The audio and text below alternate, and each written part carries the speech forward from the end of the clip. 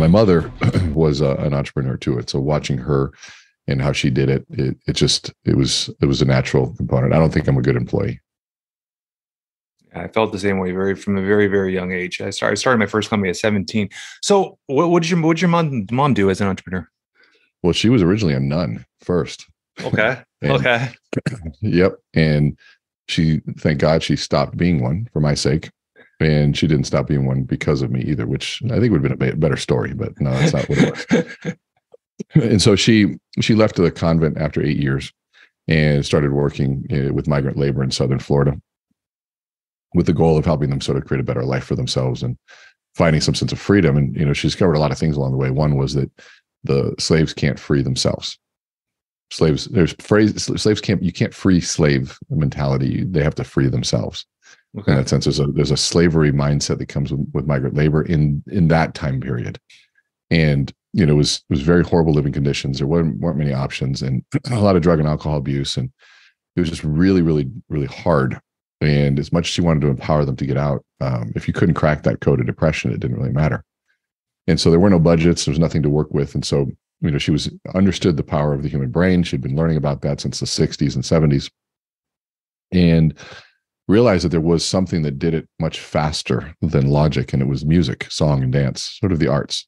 So she would gather a group of street musicians together and bring them into these labor camps. And the moment the music would start playing, you'd watch people that were hunched over, depressed and sad and had no energy, no motivation, kind of open their eyes up and look up. And all of a sudden a smile would begin. And it was like that universal language to the soul to wake up and do something. And what she realized was that it didn't matter how good your ideas were. If you couldn't awaken the person first and crack that code of depression, none of the ideas mattered.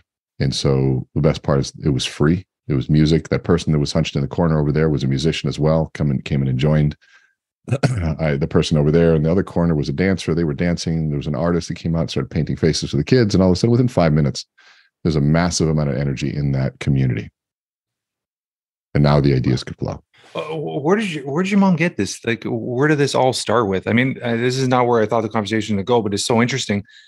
And you look at human behavior. There's so many coaches, so many things. When you're looking at whatever it was 50, 60 years ago, I mean, you're not looking at that. There wasn't social media, nothing to bring that up to light.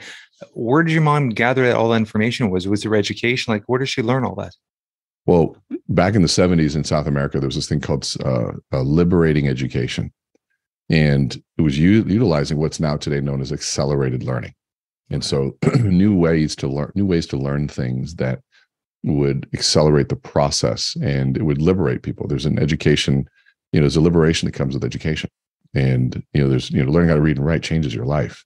Yeah. Learning how to speak better changes your life. And so it's all these different skill sets to educate that next level becomes a very liberating process. And so learning those methodologies and realizing that, there was this concept called the triune brain theory that came out, Dr. Paul MacLean 60, 70 years ago, the lizard brain idea and all that stuff, which is, great metaphor. It's not accurate in terms of its science, but it's metaphorically very accurate.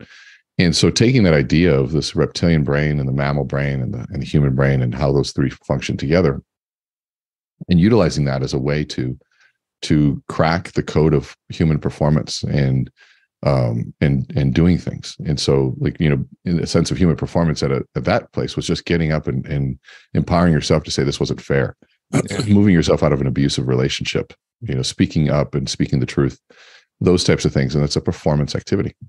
And so she learned all of that in South America. And then, she used to teach kids how to read and write. And, when you're on the border of Haiti doing that, you're considered a communist. And so it's a lot of things were interesting back then. But yeah, that's where she learned it.